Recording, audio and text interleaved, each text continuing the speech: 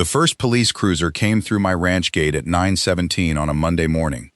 The second one followed less than a minute later. Behind them came Patricia Vale in her white Lexus, driving so close to the deputy's bumper that she looked like she was trying to arrest me herself.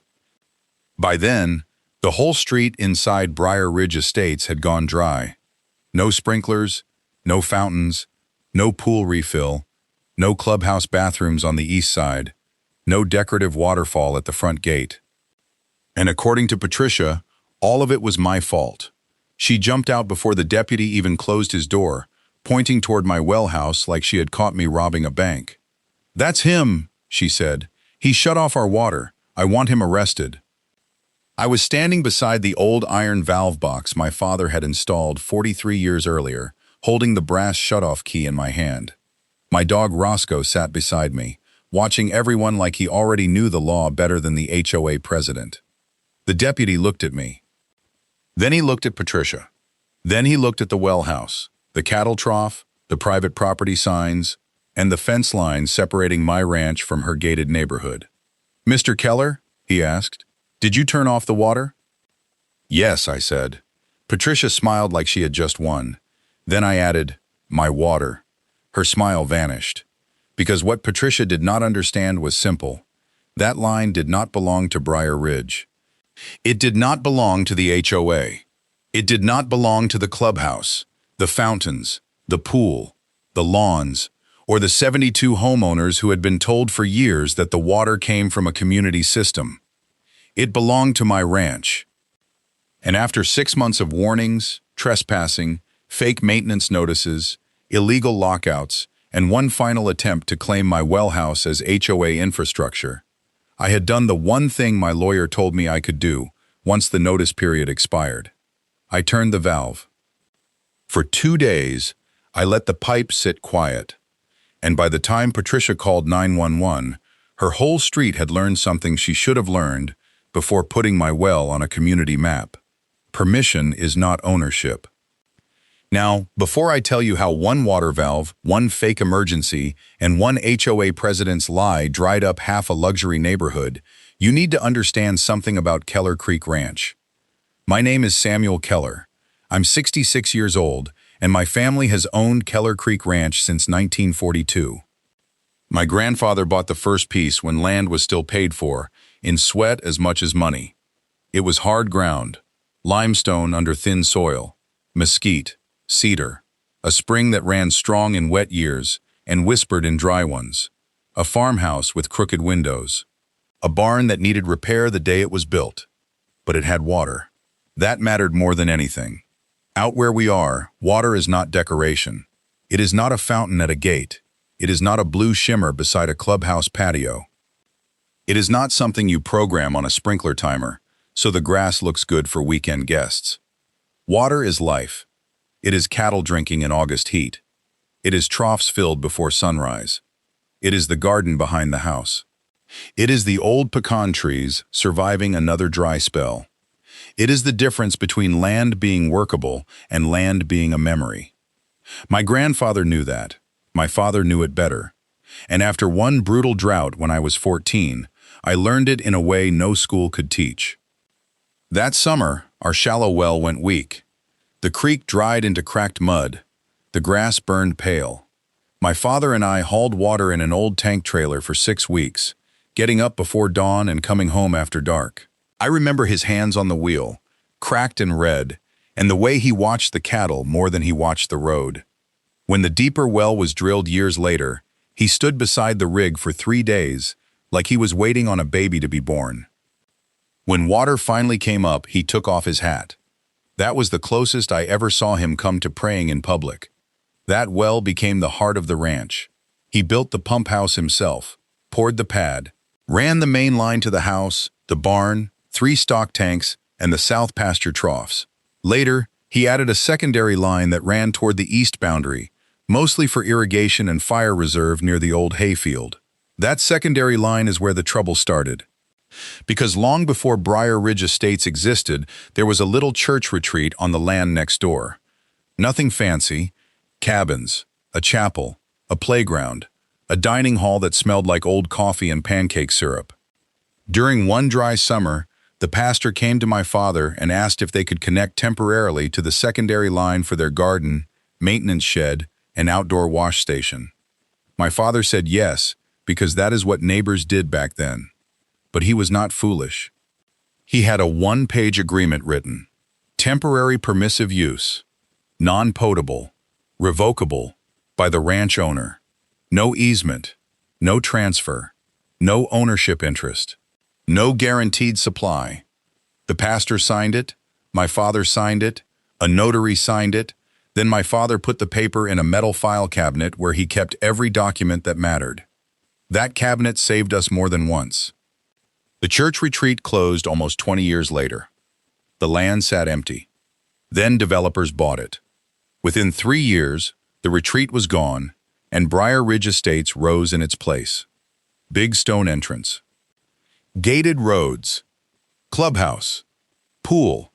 Walking trails. Fancy lawns. Decorative fountains. A row of houses facing my pasture, with windows large enough to watch me work from breakfast.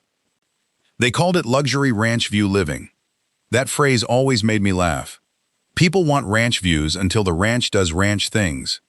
At first, the developer's engineer came to me like a decent man. He knew about the old water line.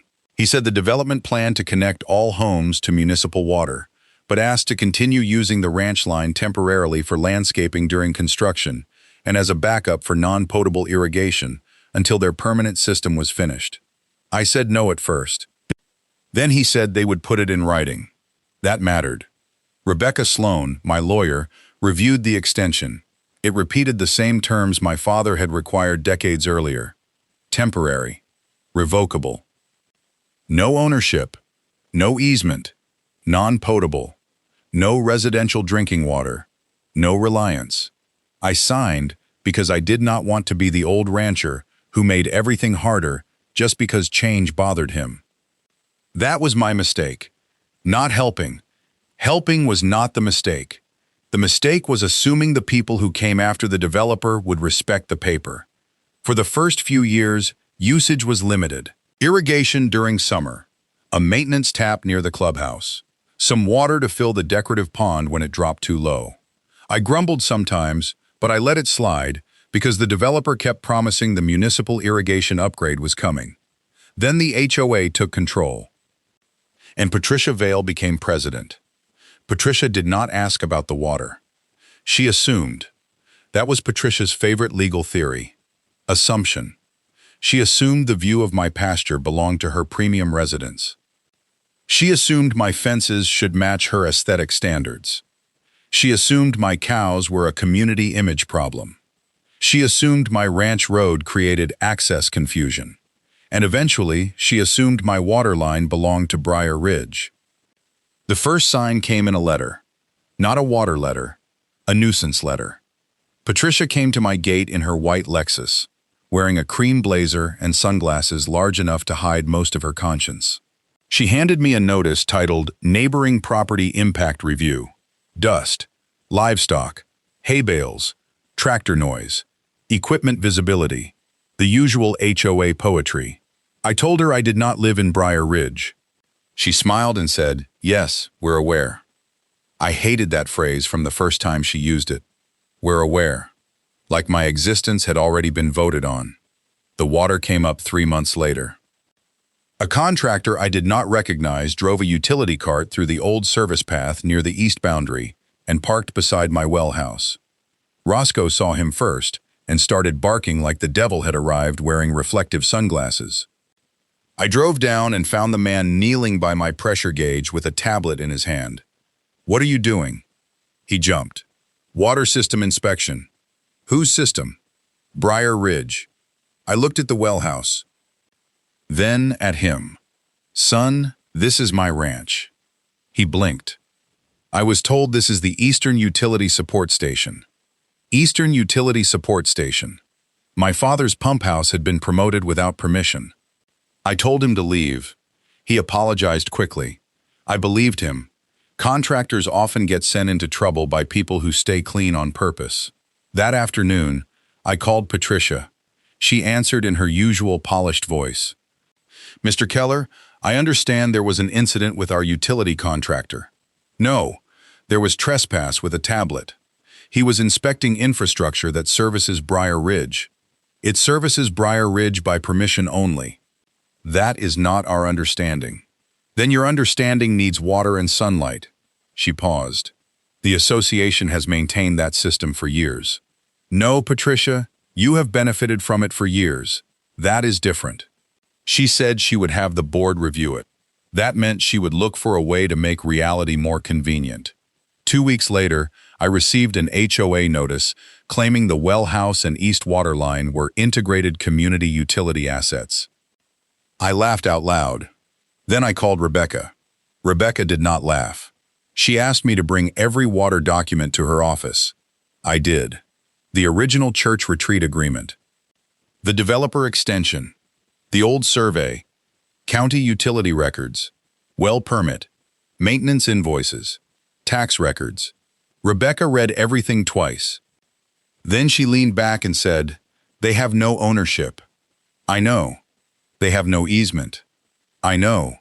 They have no permanent right. I know. Good, she said. Now we make sure they know.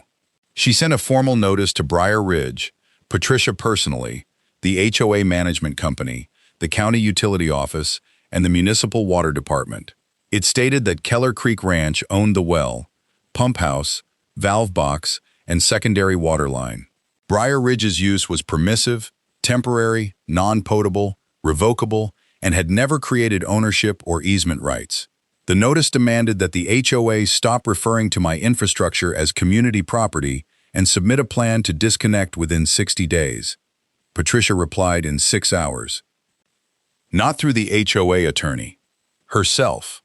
Briar Ridge rejects Mr. Keller's attempt to destabilize long-standing water service relied upon by residents. Destabilize. She made turning off a sprinkler line sound like foreign policy. Rebecca sent one sentence back. Please provide the recorded document supporting the claimed right. Patricia did not, because there wasn't one. Instead, she escalated. First came the community email. Subject line: Important water infrastructure update.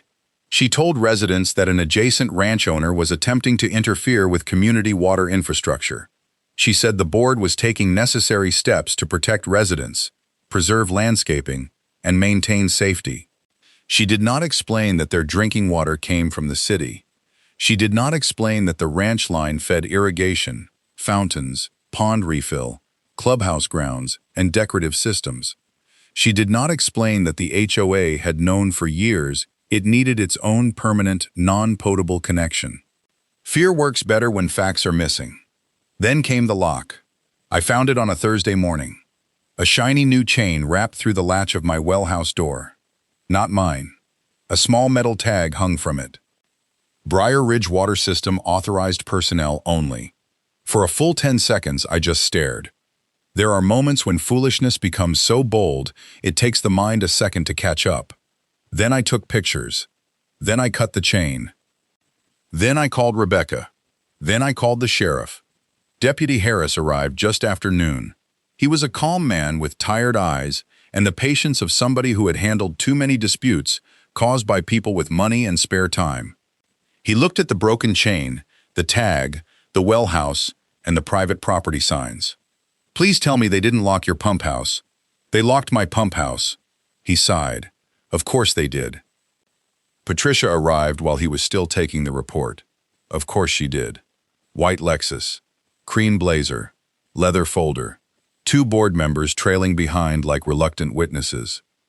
She stepped out and said, "Deputy, Mr. Keller has damaged association security equipment." Harris looked at her. "Did you put a lock on his well house?" The association secured critical shared infrastructure. That wasn't my question. She lifted her chin. Yes, we secured the facility. Do you own the facility? We have long-standing operational reliance. Harris glanced at me. I said, "That means no." The deputy told her to stay off my property. Rebecca sent another notice the same day. This one was sharper. The HOA had 10 days to remove any claim, submit a disconnection schedule, and cease all access. If they failed, we would revoke permissive water use. Patricia called it extortion. Rebecca called it ownership. 10 days passed. No plan, no documents, no apology. Instead, Patricia filed a permit request with the county to modernize Briar Ridge Eastern water support infrastructure. The map attached to the application labeled my well house as HOA Utility Node E1 point. That was the last straw. Rebecca filed for an emergency hearing. The judge did not decide the whole dispute that day, but he issued a temporary order barring the HOA from entering my property, locking my infrastructure, representing the well house as HOA owned, or interfering with the valve box. The order also recognized that the HOA had not produced any recorded easement or ownership document. That mattered, because after the hearing, Rebecca sent final revocation notice. Briar Ridge had 48 hours to disconnect any non-potable systems from the ranch line and transition to its municipal supply or stored water sources. Effective Monday at 7 a.m., access to Keller Creek Ranch water would end. Patricia went wild. She sent another community email. Subject line, urgent. Ranch owner threatens water shutoff. She wrote that the HOA was fighting to protect the neighborhood from a hostile adjacent landowner. She said lawns, common areas, amenities, and neighborhood safety could be affected. She hinted that residents might experience service disruptions. She still did not say drinking water was municipal. Aaron Pike, a Briar Ridge resident who had become a decent friend through all this mess, forwarded me the email. Then he called. Sam, people think their homes are going to lose water. I know. That's not true, right? No. Your sinks, showers, toilets, and fire hydrants are city-fed. Patricia knows that. He was quiet. Then said she's making people scared. That's how she gets them to stop asking. Mrs. Leary called next. Every HOA has a Mrs. Leary. Older, organized, sharp enough to cut wire. She kept HOA emails in folders and bylaws in binders. She trusted Patricia about as much as a fox in a henhouse with a clipboard. Mr. Keller, she said, did you send proof to the board? Yes. Did they share it with residents? No. I thought so. What are you going to do? Ask questions in writing. I smiled for the first time that day. Patricia hated questions in writing. Monday came hot and still. At 6:45 a.m., I drove to the valve box with Rebecca, Deputy Harris, County Utility Engineer Dwight Ramsey, and a licensed plumber named Miguel Arroyo, who was there to document the shutoff and verify we were not touching domestic municipal service. The valve box sat beneath a metal lid near the East Pasture Road. My father had poured the concrete around it himself. The brass key still had his initials scratched into the handle.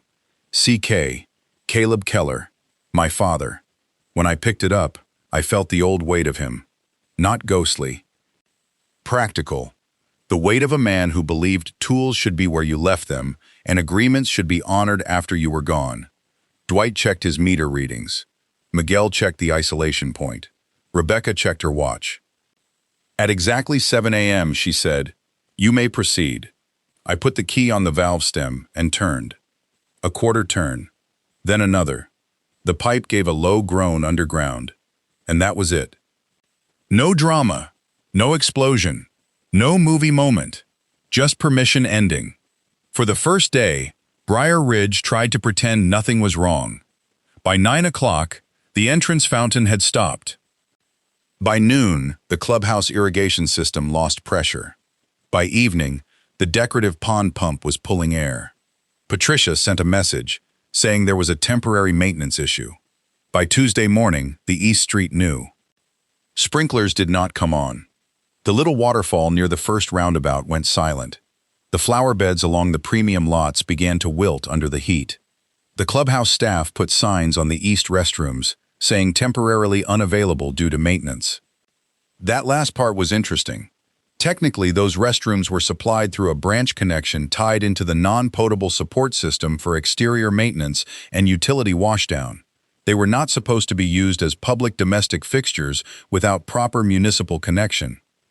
Dwight had suspected that. Now he had proof. By Tuesday afternoon, residents were angry. But not all at me. Many were angry at Patricia. Aaron sent screenshots from the homeowner group chat. Why weren't we told this was ranch water? Are our dues paying for a system we don't own? Why didn't we connect to city irrigation years ago? Did Patricia lie about drinking water? Why did we pay a water emergency assessment? That last question mattered, because Patricia had already collected a $750 emergency water defense assessment from every household. Briar Ridge had 128 homes. That meant $96,000 for legal defense of a water line they did not own. By Wednesday morning, Patricia called 911. She claimed I had sabotaged community water and created a health and safety emergency. 2 cruisers came to my ranch. Patricia followed them, and there we were. Me by the valve, Rebecca beside me, Dwight holding county records, Deputy Harris looking like he regretted waking up, Patricia pointing, like the world would obey her finger if she aimed hard enough. "He shut off our water," she said. "I want him arrested." The younger deputy asked me if I had turned off the line. I said yes. "My water," Patricia snapped. "It services our whole East Street." Dwight stepped forward. "Non-potable HOA systems only. Domestic service is municipal." Patricia glared at him. "You don't know our internal infrastructure." Dwight looked at her with the exhaustion of a man who had spent 30 years knowing exactly that. "Ma'am, I reviewed your infrastructure yesterday. Your domestic water is municipal. Your HOA tied certain amenities and east side support fixtures into a ranch line it had no permanent right to use." "That's not true." He handed the deputy a folder. "It is." Rebecca handed over the court order, revocation notice, original permission agreement, developer extension, county map, and proof of delivery. The young deputy read quietly. Patricia kept talking. "She said I was retaliating. She said the shutoff endangered residents. She said common areas were part of community safety. She said the HOA had long-standing rights." Deputy Harris finally held up a hand. "Mrs. Vale, do you have any document showing the HOA owns the well or line?" She hesitated. "Our attorneys are reviewing long-term reliance." "That means no," I said. Harris gave me a look that said not helpful, but not wrong. Patricia pointed at me. He admitted he shut it off. Harris said, "Ma'am, turning off your own valve after legal notice is not automatically a crime. It is if people are without water." Dwight said, "People are not without drinking water. Our street went dry. Your amenities went dry. The distinction is meaningless." "No," Dwight said. "It's the entire distinction." That was the first crack. People had gathered by then near the road. Aaron was there, Mrs. Leary too. A handful of Briar Ridge residents stood behind the fence, watching the woman who had terrified them with emergency emails get corrected by the county in plain daylight. Patricia felt the shift. You could see it. So she tried one more angle. "What about fire safety?" Dwight answered before she finished. "Fire hydrants are municipal." "What about sanitation?" "Municipal for homes." "The clubhouse east fixtures appear improperly connected to non-potable support infrastructure, which is now under review." That one landed like a hammer. Patricia went pale. Not because of me, because the county had just found a new problem. Deputy Harris documented the 911 call as a civil utility dispute with no criminal offense by me. He also warned Patricia against using emergency services to pressure a private property owner in an already documented civil matter. She did not like that. People like Patricia only like law enforcement when it follows their script. By that evening, Briar Ridge was in full revolt. Residents demanded a special meeting. Mrs. Leary demanded financial records. Aaron demanded the water agreement. Daniel Cho, the HOA treasurer, demanded to know why Patricia had approved emergency legal spending after receiving Rebecca's documents. Patricia tried to delay the meeting for ongoing legal review. The bylaws did not let her. The clubhouse was packed Thursday night. I attended because Rebecca told me to. I stood in the back beside Aaron and listened as Patricia tried to explain the dry street without using the words, "not ours." She said the HOA had protected residents. She said I had acted aggressively. She said the water issue was legally complex. Then Mrs. Leary stood. "Do our homes receive drinking water from Mr. Keller's ranch?" Patricia said, "The systems are interconnected." Dwight Ramsey stood from the back. "No, they are not." The room turned. Patricia looked like she had seen a snake. Dwight walked to the front and explained the system clearly. Homes, municipal.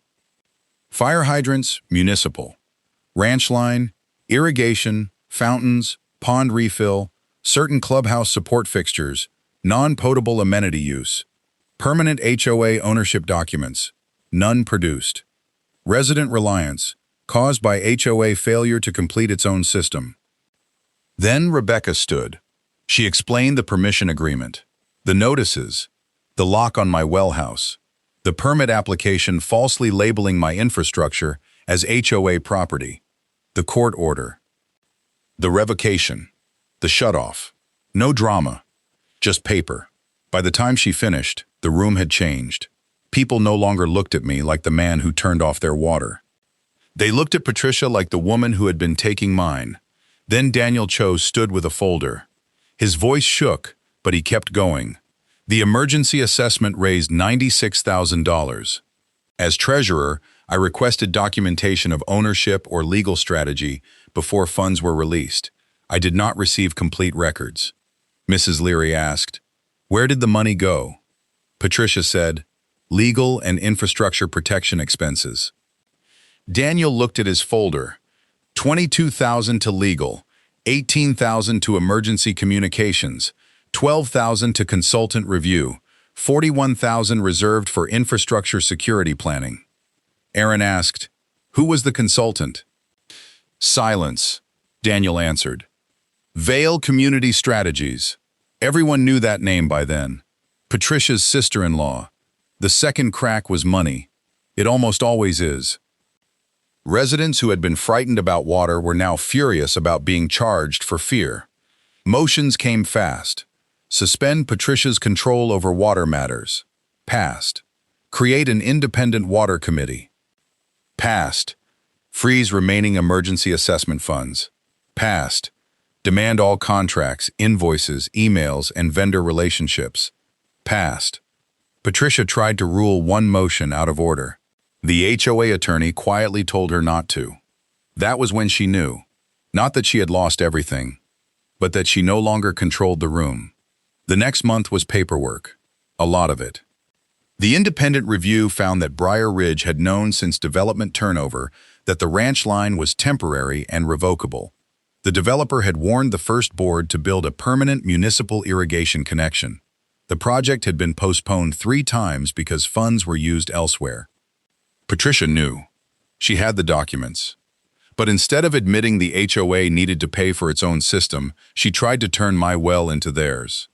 The county also found that the clubhouse east side fixtures had been improperly tied into the non-potable support line. That required correction. The HOA had to install a proper municipal irrigation and amenity supply connection. Cost, $312,000. That number did not include legal fees, or refunds, or settlement. The settlement came after mediation. Briar Ridge acknowledged in writing that Keller Creek Ranch owned the well, valve, pump house, secondary line, and all related infrastructure on my property. The HOA had no easement, ownership, inspection right, access right, maintenance right, or entitlement to water. They paid my legal fees. They paid for damage from the lock. They paid for new security measures at the well house. They corrected all maps and documents. They sent a notice to residents stating prior communications had been incomplete. Incomplete. There's that word again. People love using small words for large lies. Patricia resigned before the final vote. Her farewell email said she was stepping away due to personal attacks and the toll of community service. Mrs. Leary forwarded it to me with one note. Apparently water flows downhill and blame flows sideways. I printed that. It belongs in the folder. The new HOA president was Aaron Pike. His first act was to send me a handwritten apology. His second was to ask permission before sending engineers near my fence. That impressed me. Not because asking is hard, because apparently for Briar Ridge, asking had become revolutionary. The municipal connection was finished 6 months later. Dwight Ramsey called me the day they passed inspection. "They're off your line." Completely? Completely. I walked out to the valve box that evening. The brass key hung inside the well house where my father used to keep it. I picked it up and ran my thumb over his initials. CK, the same as mine. For a while, I just stood there. The ranch was quiet. Cattle grazing, wind moving through the pecans, Roscoe sleeping in the shade like he had personally supervised justice. I thought about my father letting that church retreat use water, because they asked, because they were neighbors, because help used to come with humility. That was the part Patricia never understood. Kindness is not surrender. Permission is not ownership.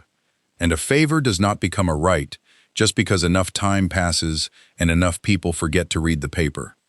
Briar Ridge's fountains run again now. Their sprinklers work. Their clubhouse bathrooms are properly connected. Their lawns are green, though still too perfect for my taste. Sometimes I drive past the entrance and see the waterfall going, powered by water they actually pay for. Good for them. I do not want anybody dry. I just want them honest. People like Patricia take ordinary decency and stretch it until it looks like weakness. They inherit someone else's kindness and start calling it infrastructure. They rename a ranch well as an HOA utility node. They put locks on doors they do not own. They send fear through a neighborhood, then send invoices for the fear. But water remembers its source. So do records. And so do old ranchers with brass valve keys. For 2 days, Briar Ridge went dry, where it had been stealing comfort from my line. Not homes, not drinking water, not fire hydrants, just the pretty parts, the fountains, the lawns, the pond, the illusion.